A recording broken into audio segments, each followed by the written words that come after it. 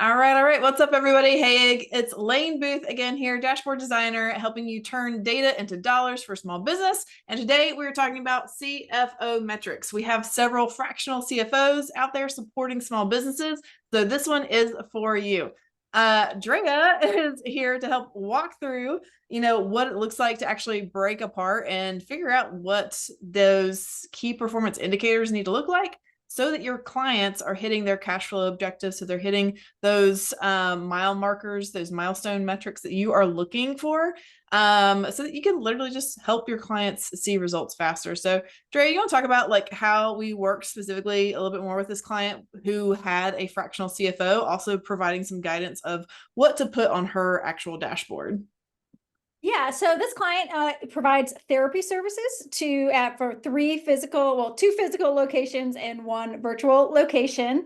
And at the same time, she started working with us to help build the dashboard and really hone in on her metrics. She's also had been working with a fractional CFO.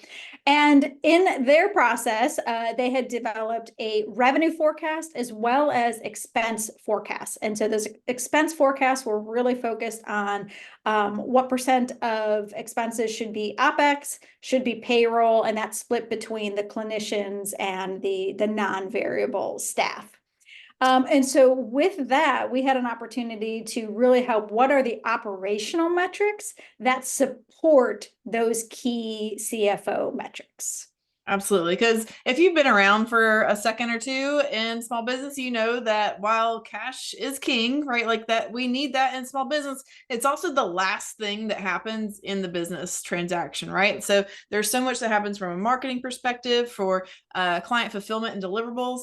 And cash received is oftentimes like the very last thing. So if you are only looking in the rear view mirror, it becomes pretty challenging to help your clients. So that's why we want to stay much closer with what are some of those indicators that you can look at, that you can have line of sight to, so that you can help your clients if there's a problem faster, not just at the end of the month when the books are completed or the end of the quarter when the review comes through.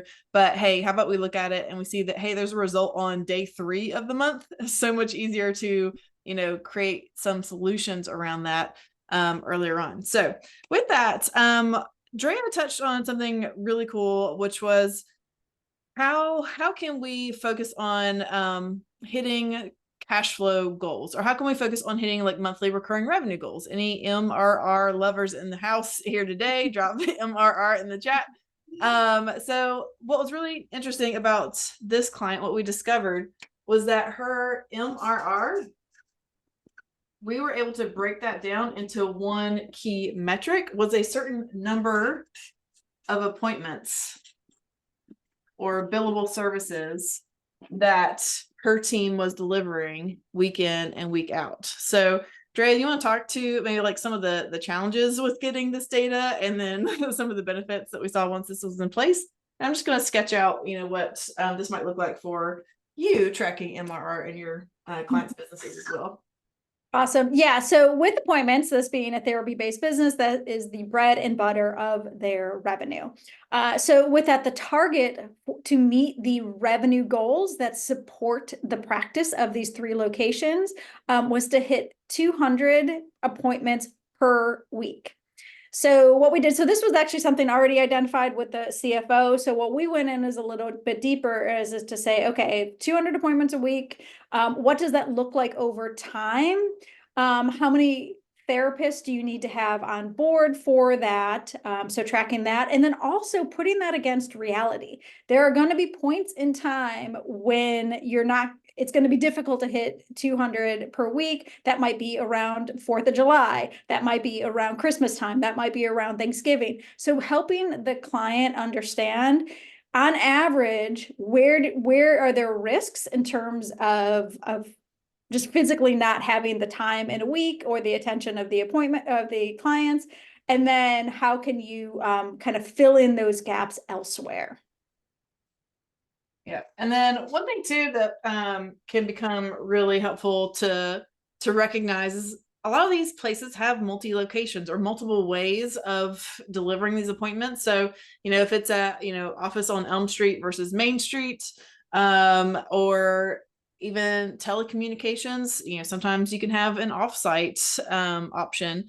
available. So being able to summarize this all in one view where you can see, hey, here's office location 1, office location 2, and then maybe once we finally add, teledoc, on top of this as well, we can see a full picture of what's truly happening at a glance, instead of manually going through your spreadsheet, like having somebody type in all the appointments that came through this week, or being able to summarize this in a way that visually makes sense in a snap, versus just spending extra time that is not required or necessary to understand what's going on. So in this case, being able to see, hey, here's our goal line, and hey, some weeks we're hitting it, and then wow, here in week 3, what the heck happened? Was this a holiday?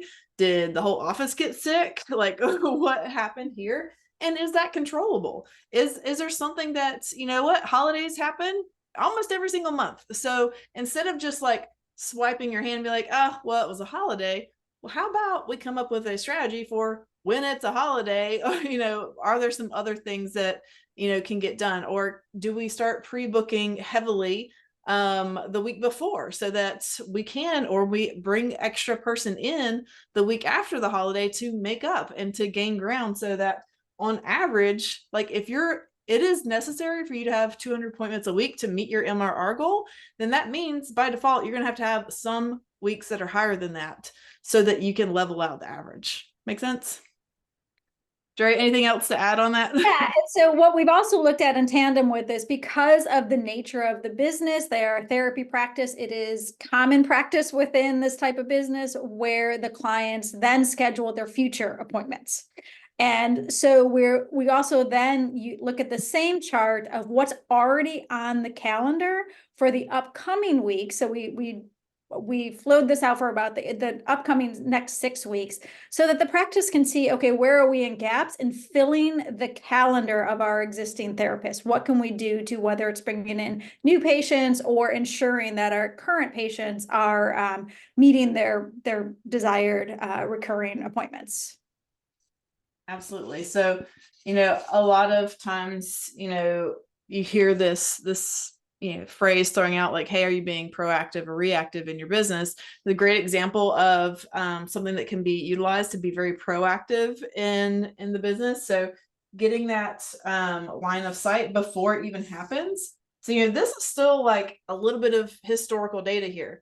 Proactive booking, now we're looking at like literally, let's look at the numbers before they ever even happen. That's taking your KPIs up a serious notch, so that you can see, hey, are we light one week or not? Or hey, is there a better way to look at this? Should I be looking at, hey, everybody, when they book appointments on Mondays, there seems to be no reason for them not to book their second appointment, or for whatever reason, when this receptionist is taking the outtake, or, the offboarding for the day, she always gets that second appointment booked. She always gets that next appointment booked. But when this other receptionist takes care of things, it seems to be a lot of notes of, we'll follow up in 2 weeks.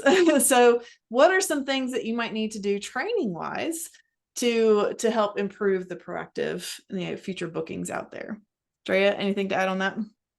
Yeah, no, you're spot on in terms of being able to take this data down to a staff level. So for this particular client on the actual clinician side, we broke down those 200 appointments, and we're like, here are your full-time clinicians, here are your part-time clinicians. What have they historically been able to manage in a week? What is their capacity? For the physical location, so telehealth, there's no capacity limit other than calls in a day. But the physical location, what rooms are available, and really building up from bottoms up of, is 200 appointments a week possible? And where do we expect those appointments to come from in terms of the individual staff members? Yep, absolutely. So we already talked about, some of the key things to look at appointment wise. I want to talk about payroll, Andrea, because I know, if you are running a service-based business, like payroll is typically one of your top, if not the top, expense in making sure that your business stays in business. So let's talk about some of the challenges that can be expected when you have a hefty payroll to take care of. Yeah, so payroll was so revenue being the top metric that she had worked with her fractional CFO, and secondarily was payroll. And so the target was for payroll to be under a certain percentage of overall revenue, and then that broken out by the variable rate of the clinician. So the clinicians essentially get paid per session, and then there's fixed staff that regardless of what is earned, they have an hourly rate or a salary that they're being paid. Absolutely. So yeah. So while it can feel like, hey, we just got to hit these revenue numbers, sometimes there's actually quite a balance, that you're supporting your clients with, right? So you have the revenue numbers and you also have the expenditures that are happening, and they can be fixed, they can be variable. Either way, having that line of sight becomes very, very important so that you can ensure, hey, we've got positive cash flow coming. To make sure that the business can withstand, the ebb and flow that's inevitably going to happen at some capacity with the business as well. And so these are a couple of the top CFO metrics I wanted to share with you. This is like a draft out. This is how like my brain works. I love to sketch it out first. But when we are building the automated dashboards, digital dashboards for our clients, and even teaching some fractional CFOs out there and bookkeeping agencies, that type of financial consultant, how to also embed dashboards into their services. Here's what some of those dashboards start to look like. So I wanted to share with you, for those of you that might be using Xero or QuickBooks, what if we could get all of your, important metrics, whether they're leading or lagging indicators, if they are more proactive or reactive, being able to have this information at a glance where you've already distilled, hey, these are the most important things, much like Drea and I already talked about. Like, you oftentimes are looking for certain metrics to be, hitting, to be firing week in and week out. So bringing that together into your one source of truth, like your one report that you can go to, that also is visual, that makes sense when your client logs in as well, so that they can see, oh wow, our income and expenses, I can see those moving up and down. I can see our net profit actually rose during the April, May, June time period, and now we're looking a little bit soft again come August. That visualization, if anybody out there has more creative or just fast-paced clients that you're working with, creating this visually can be really, really helpful. And even adding in some things, like Dre and I were talking before, talking to you guys here today, of accounts payable, accounts receivable. Like, what does that look like bucket to bucket? And being able to put that together in a visual form so that your clients know exactly where the money is sitting and how much is coming to them and at what time frame. Dre, anything else to add about like just the automation piece that's possible when you get data dashboards created digitally versus continuing to export out of QuickBooks? Yeah, I think it's really being able to visually see it, because your eye, it simplifies it for your eye to see. We have many clients who are just as happy with a spreadsheet as we are, and that can read through and cull through the data. But a lot of times our clients are a little intimidated by spreadsheets. It's not where they run their business, and that's where their expertise is. And to go through a spreadsheet, they really need someone to walk them through it. Whereas what a dashboard does is they understand their business, they understand the levers in their business, and by having a dashboard, it helps synthesize that data for them so that they can interpret the results in tandem with you, versus completely relying on you to interpret each number for them. Yeah, absolutely. So if you'd like to learn a little bit more about dashboards, bolting this on as into your suite of services as well, definitely head over to lanebooth.com and check out our demo over at lanebooth.com, LAYNEBOOTH.com. There's a demo on the front screen there as soon as you land. And if it makes sense to book a call and discuss further about how this can be applied to your business and helping your clients, then we'd love to touch base with you there. All right, guys, we'll see you next time, turning more data into dollars with some data magic. All right, talk to you guys soon. Bye-bye.